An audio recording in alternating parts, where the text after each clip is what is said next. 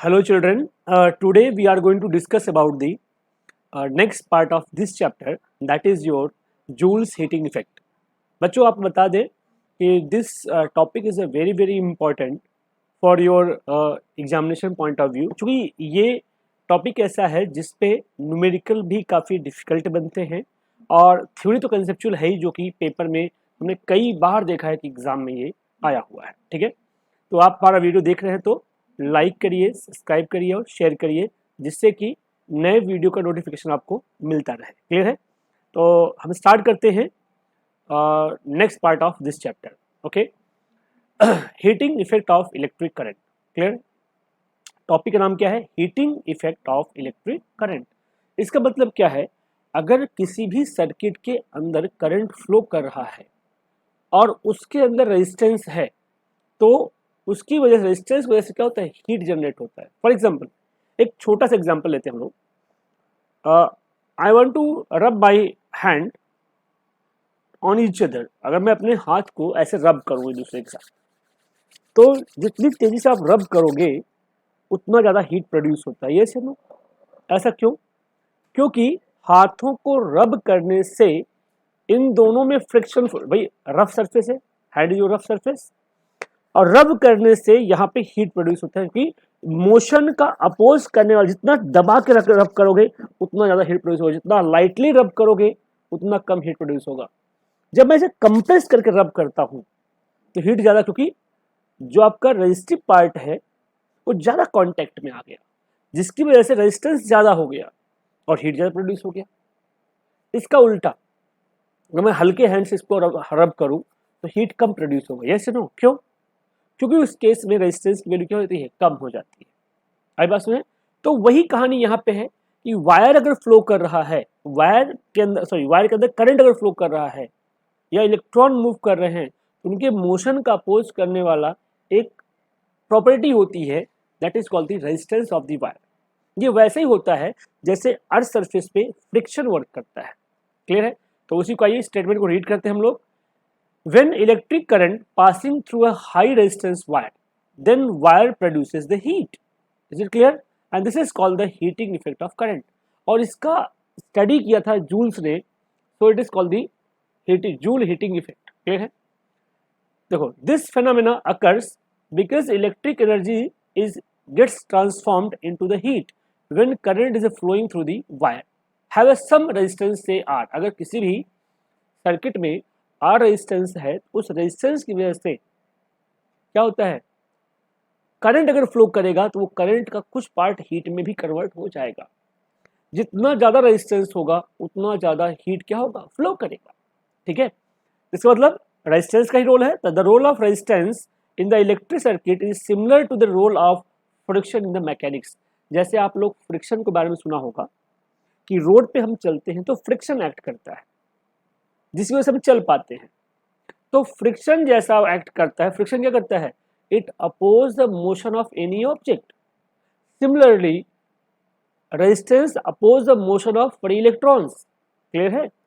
Now we will now derive the expression for the heating effect of the current. हम इसको derive करेंगे कैसे, आइए देखते हैं नेक्स्ट पार्ट में।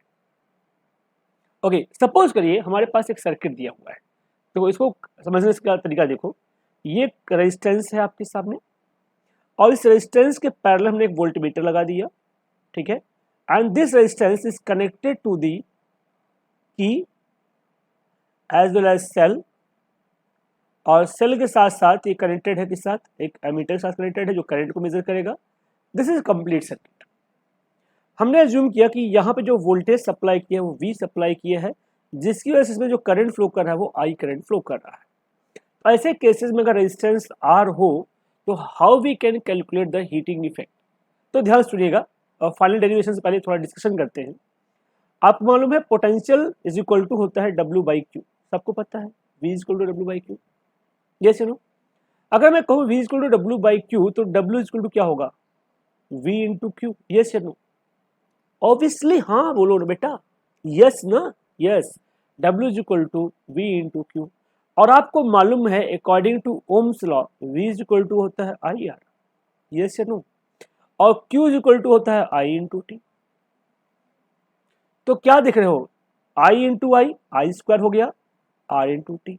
इसका मतलब वर्क इज इक्वल टू हो गया आई स्क्वायर आर इंटू टी, जो कि टोटल वर्क ही किसमें कन्वर्ट हो जाता है, हीट में।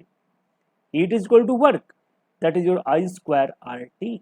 आई बात समझ में? ये होता है मैग्नेटिज्म डिराइव करने का। आइए देखते हैं। Let us assume T is a time be taken during the flow of charge. अगर हमने अज्यूम किया कि टी टाइम तक चार्ज फ्लो कर रहा है, okay. Now when charge Q moves against the potential difference V, then the total amount of work is given as W is equal to V into Q. Yes या no? अगर W is equal to V into Q है तो V is equal to IR होता है। Yes या no? V is equal to IR होता है।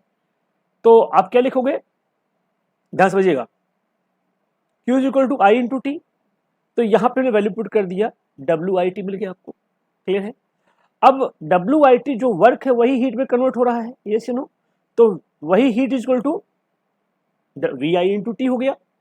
अब फर्दर अगर मैं कहूँ V is equal to IR होता है तो you can put V is equal to IR, then H is equal to I square RT।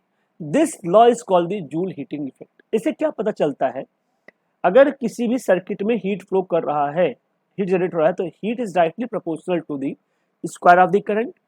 दूसरा, heat is proportional to the resistance in the wire. और तीसरा, कितने टाइम तक flow कर रहा है, इसका मतलब heat is proportional to time T. फिर से रिपीट करते हैं, that is a most important discussion कि ये है क्या। मैंने आपसे कहा अगर कोई सर्किट है आपका, ध्यान समझना, सर्किट मतलब सपोज करो आपने बल्ब लगा दिया। सर्किट का मतलब आप ये समझिए, आपने एक बल्ब लगा दिया, ठीक है, ये आपका बैटरी है, ये आपका की है, और इनको कनेक्ट किया आपने। अगर इस बैटरी का पोटेंशियल V हो और इस बल्ब का रेजिस्टेंस R हो, T टाइम के लिए आपने करंट फ्लो कराया इसके अंदर, तो उस केस में वर्क इज इक्वल टू होगा Q इंटू वी। हाँ या ना, एग्री करते हो? और Q इज इक्वल टू होता है I इंटू टी, और V इज इक्वल टू होता है I into R, Ohm's law के अकॉर्डिंग। तो क्या हो गया, ये I square R into T हो गया, दैट इज योर वर्क। इसको जूल ने कहा कि जो हम वर्क करते हैं वही हीट में कन्वर्ट हो जाता है, तो W is equal to I square R T. भाई हमने हाथों को रब किया, वर्क किया ना, वही वर्क ही तो हीट में कन्वर्ट हुआ है। हीट ऐसा तो नहीं बीच में कहीं आग लगाया हमने हाथों में, ऐसा तो नहीं किया ना, हमने जो वर्क किया है वही तो हीट में कन्वर्ट हुआ है। तो H is equal to I square R T. इसका ऑब्जर्वेशन जूल्स ने किया, so it is called the Joule's heating effect. तो क्या इफेक्ट बताया उन्होंने, कहा कि अगर किसी सर्किट में हीट फ्लो कर रहा है, हीट जनरेट हो रहा है, तो हीट जो है करंट के स्क्वायर के प्रोपोर्शनल होता है। इसका मतलब अगर करंट आपने 2 टाइम्स इंक्रीज कर दिया, हीट 4 टाइम्स जनरेट होगा।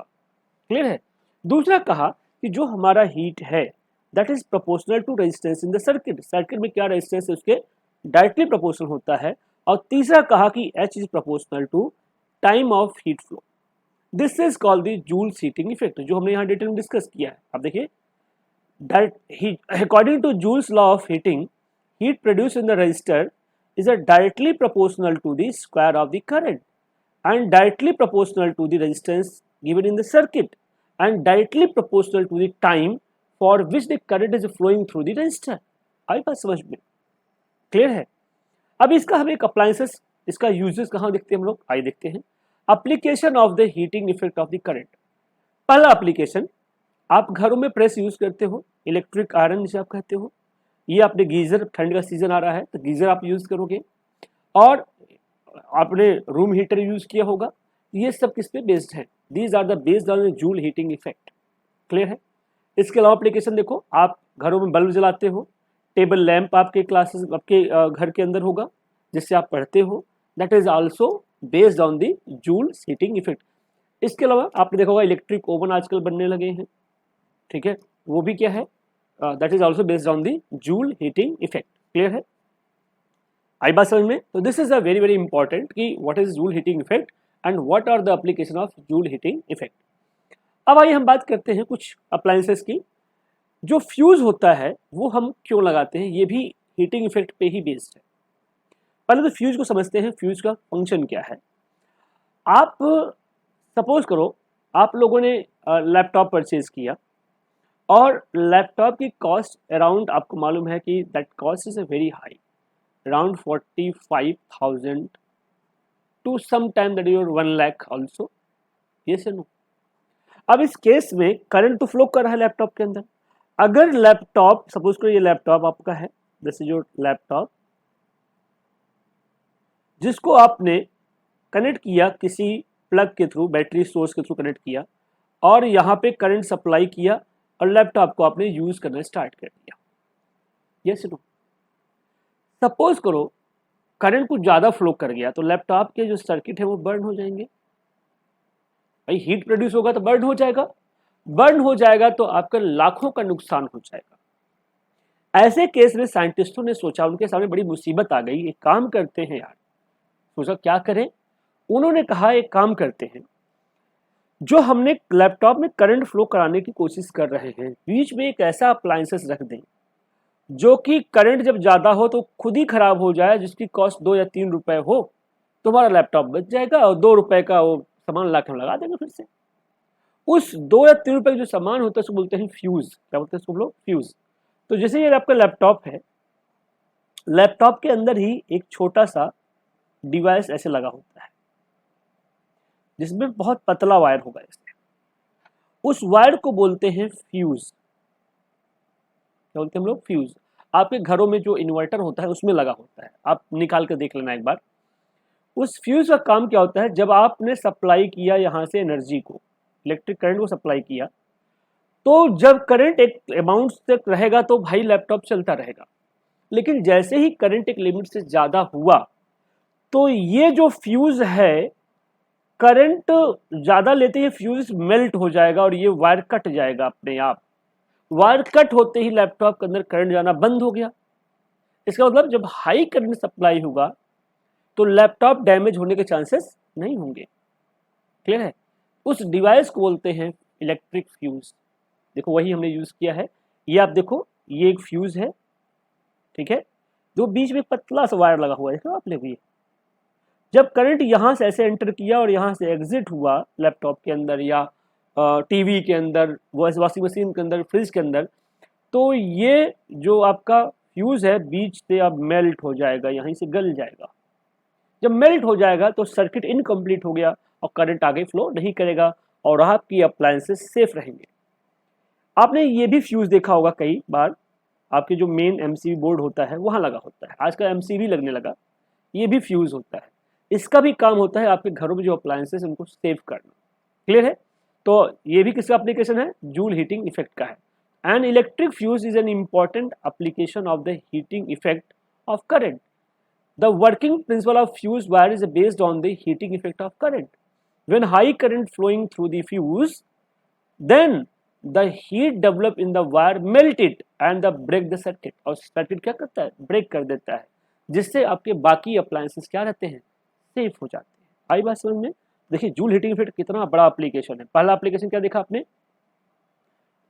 इलेक्ट्रिक प्रेस में, रूम हीटर में या गीजर में देखा आपने. दूसरा application you have to see in bulb, electric bulb and etc. और थर्ड एप्लीकेशन कहाँ देखा? फ्यूज में. तो 3 एप्लीकेशन आपने यहाँ पे देखा. आइए अगला डिस्कशन करते हैं. नेक्स्ट डिस्कशन है कि in an electric heater one type of coil is use. किसी भी इलेक्ट्रिक हीटर में एक ही टाइप ऑफ कॉइल हम यूज करते हैं. A high resistance metal like nichrome और some other type of material is use in a coil. क्यों यूज करते हैं नाइक्रोम को? ध्यान रखना, ये क्वेश्चन कई बार बोर्ड के एग्जाम पूछा गया है. Why we are using nichrome for the heating the coil? क्योंकि नाइक्रोम एक ऐसा मटेरियल है जिसका रेजिस्टेंस ज्यादा, मेल्टिंग पॉइंट भी ज्यादा होता है. क्लियर है? और इससे कि मटेरियल आपका जल्दी मेल्ट नहीं होता. ठीक है?